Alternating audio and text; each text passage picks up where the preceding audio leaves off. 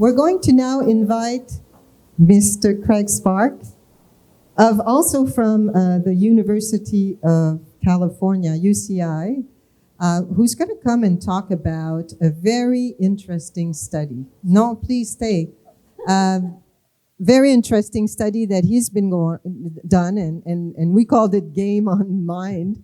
So it's in the honor of Brianna, who said love on the game, love on the brain. So it was, game on the brain. But basically, you're working on the effect of gaming on the brain. And I'd love to hear about that, because how many of you are parents, right? Yeah. How many of you think that it could impact your children's brain, the number of hours they spend gaming, right? All right, well, let me ask a different question. How many of you actually play games? How many of you are gamers? There you go. Even more hands go up. There's more gamers than parents in the room. All right, well, look, the average age of gamers these days, it's not that these are just little kids sitting at home. The average age is in the 30s now.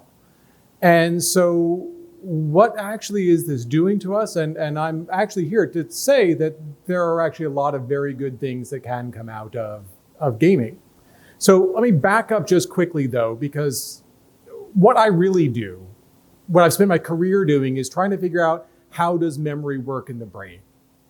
Fundamentally, how does our brain give us memory? How does that change with age? Because a number of you may not be noticing this in the audience. A number of you may notice, it's a little tougher to remember, where did I put my keys down? Where did I leave my phone, et cetera, and all that kind of thing. And that happens. How can we tell the difference between that and something like Alzheimer's disease? So I spent a lot of time on these questions, but then you start asking yourself, is there anything we can actually do about it? And as somebody who's been working in the neurobiology of memory, of human memory for years, there's a lot that we can actually learn from the overall neuroscience of memory. And one of the big things there it's called environmental enrichment. If you take mice or dogs or monkeys or really any other species that we've tested, you let them lead rich, engaged lifestyles in which they're actively getting novel experiences. It does all sorts of great things for their brain and for their memory in particular. So why would we be any different?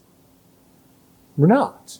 And so we can actually use a lot of techniques to try to give people rich, engaging, novel experiences, including immersive 3D video games, as a way to actually give people these kinds of experiences. And we now have 5 published studies showing it works.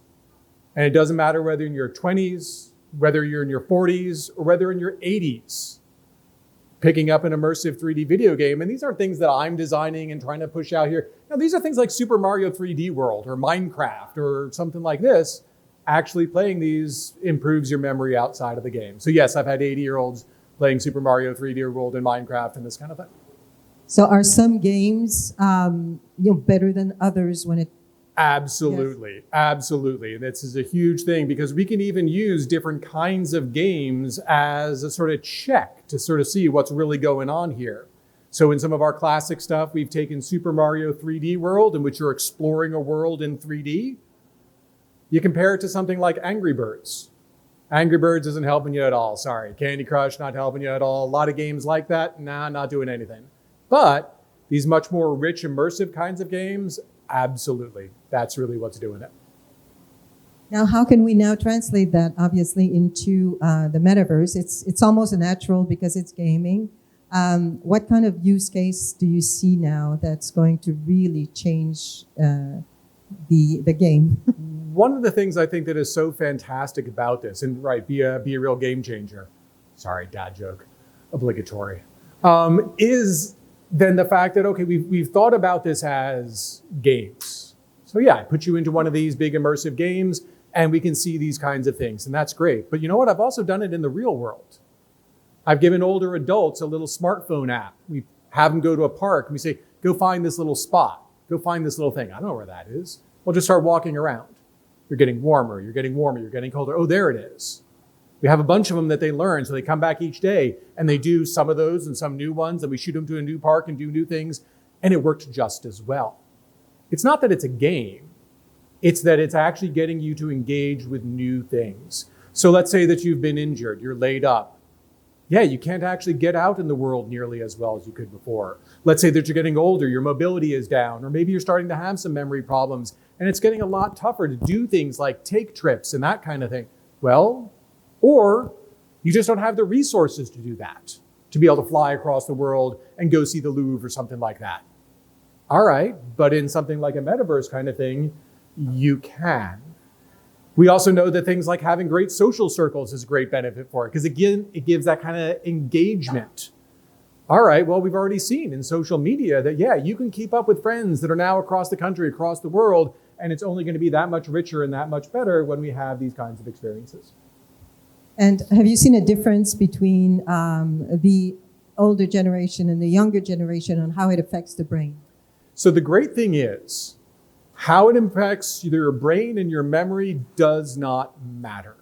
You can come in at any age. We've even actually reliably demonstrated that in studies, that it didn't matter what age you came in, you got this boost.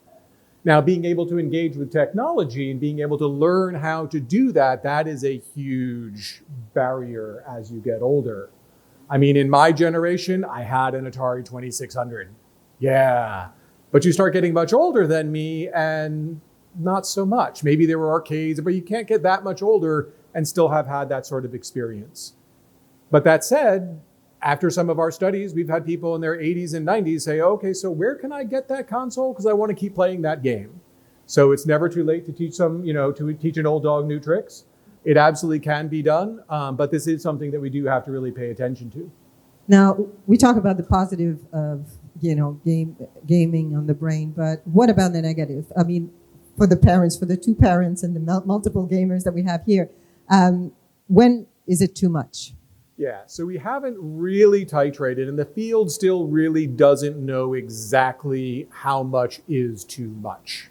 That said, look, even if you came here to 24/7 and you spent 24/7 here exercising, you'd be missing out on a lot of other things in life.